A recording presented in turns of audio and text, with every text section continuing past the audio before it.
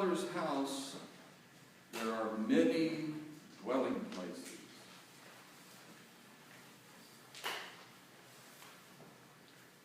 It's a very interesting image, I must say. You know, it's not much of a stretch for us to have come up with this notion of the afterlife as being some huge castle or this community, you know, with the streets paved with gold.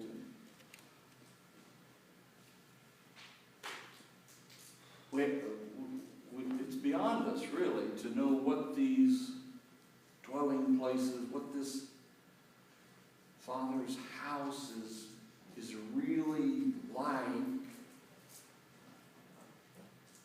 So it's not too much of a stretch to think, well, we kind of create in our minds what we already know.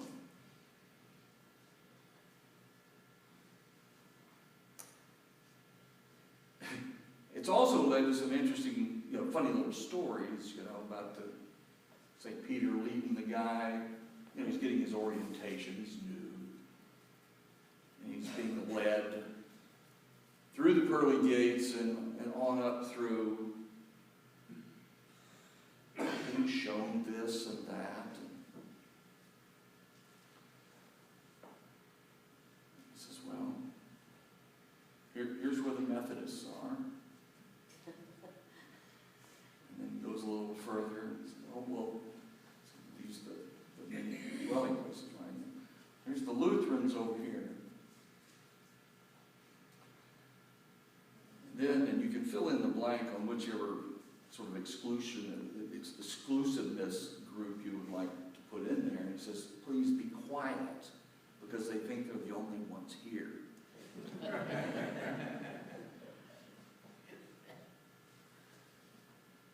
But it's something that we wonder about. What is it going to be, when we drop this body? When it's no longer functional enough for the Spirit to inhabit, and it returns to the elements, then what's next? What's next? And there's something in us that abhors the idea that that's it, that we're done. That consciousness, that being ceases. Some have referred to that as annihilation.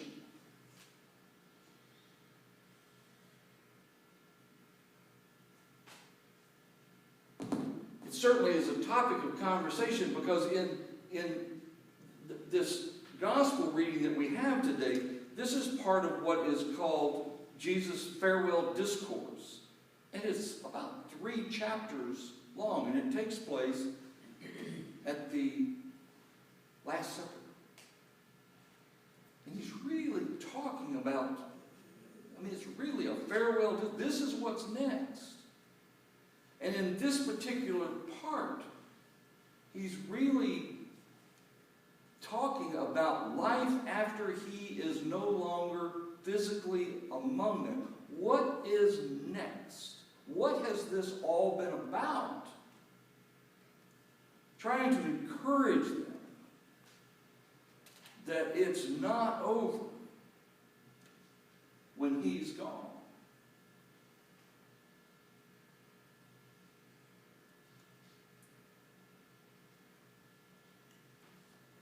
The mystical traditions within Christianity and in other traditions as well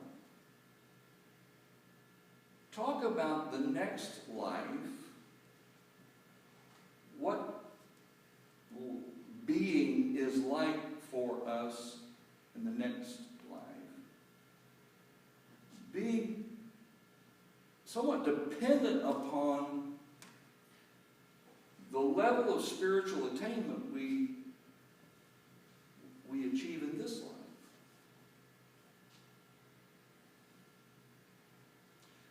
Which is partly to explain what's going on with Jesus.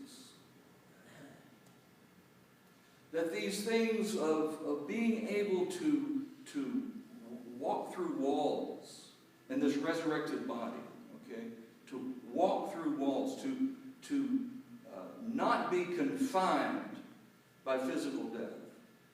That these are signs of a level of spiritual attainment that is possible also for us, it would seem. Jesus is saying here that those who follow him, and that doesn't mean that, you have a pledge card down at the local church, or that you have a little fish thingy on the back of your car. It means that we actually follow him, that we go the way he goes, that we become what he is. He calls us in various places his brothers and sisters, co-heirs of the kingdom. And here he says, okay, the Gospeler says, he says, we weren't there. The one who believes in me will also do the works that I do. And in fact, will do greater works than these. So it's not just about, oh, look at Jesus. Ain't he grand? Look at the cool stuff he can do. Let's throw in with him. It's really, we are to follow him, then we are to embrace a life of such emptying, of such sacrificial love and compassion, that what happens with us is that we begin to exhibit the same sorts of works as did he. That we too become anointed. We too become Christs. We too become, to use the Hebrew term, Messiahs. Well, that sounds ridiculous.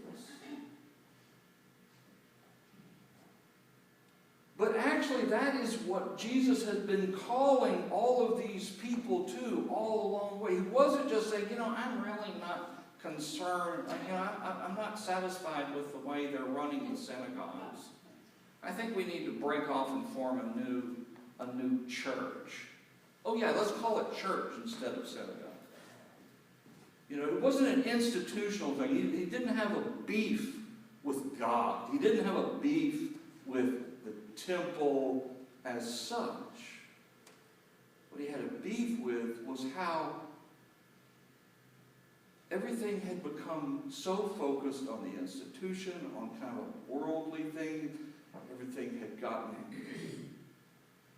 tied up with secular government.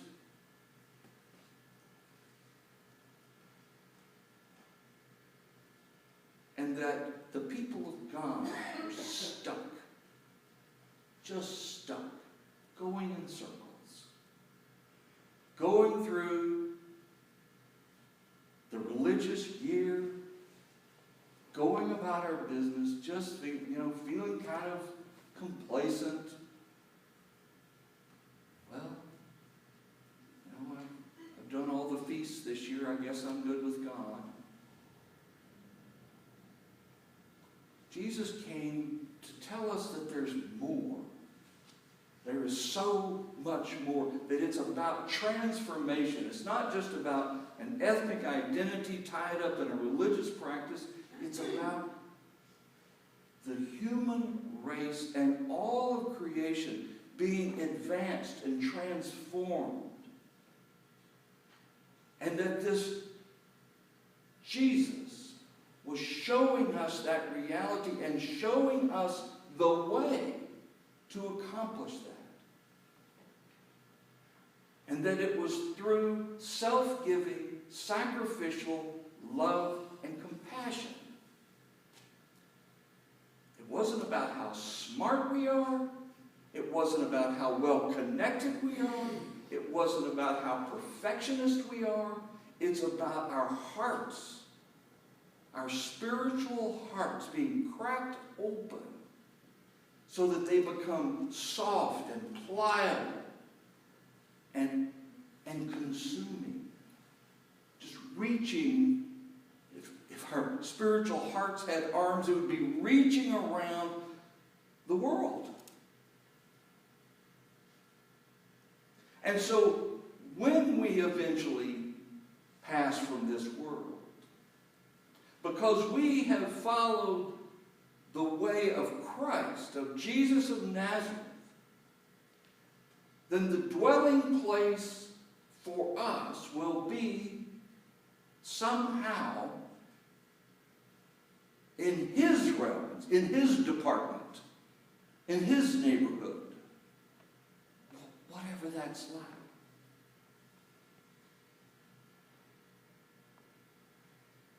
One of the things that I find sad is how there has been over the centuries a growing development of a schism between science and religion. And it shows up all the time. Now, I don't think that, I can't recall an instance where science has burned any religious people at the stake. But I know we've burned some science people at the stake. So it's an understandable discomfort with one another.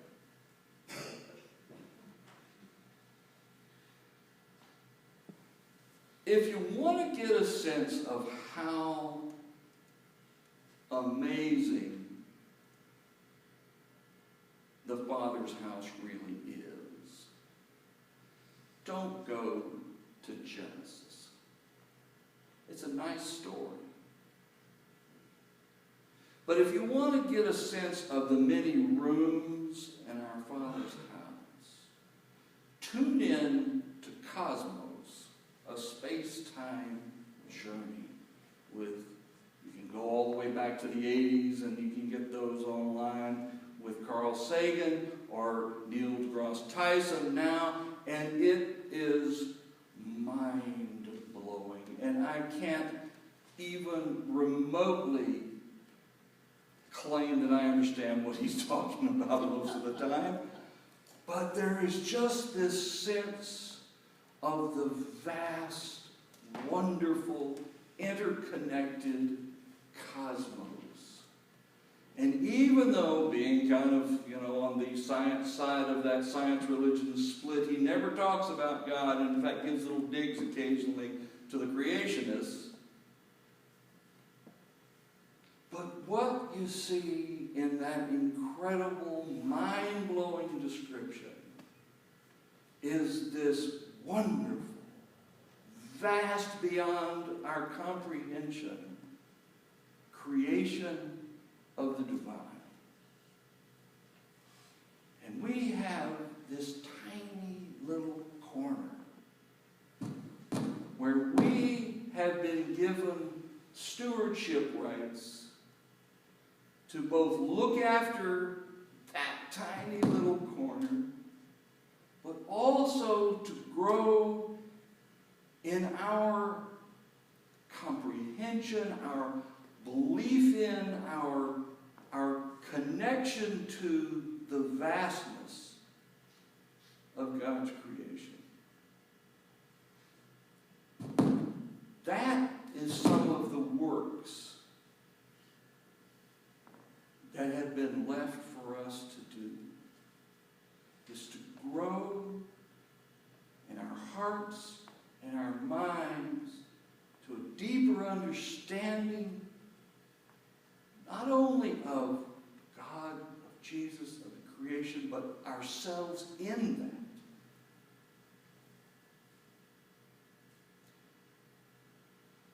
So as we go forth,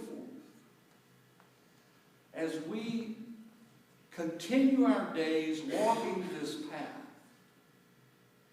let us see all the little things that we do, those little churchy things that can sometimes become ends in themselves. Let us tune into those, not just of acts of good works, but as prayer, as openings, as spiritual practices that tune us in to that greater reality, the greater reality that Jesus came to show us, not confined by the material world that we think we understand, but life in its wholeness and its vastness, and our part in that, and the thread that runs through all of that being loving compassion and self-giving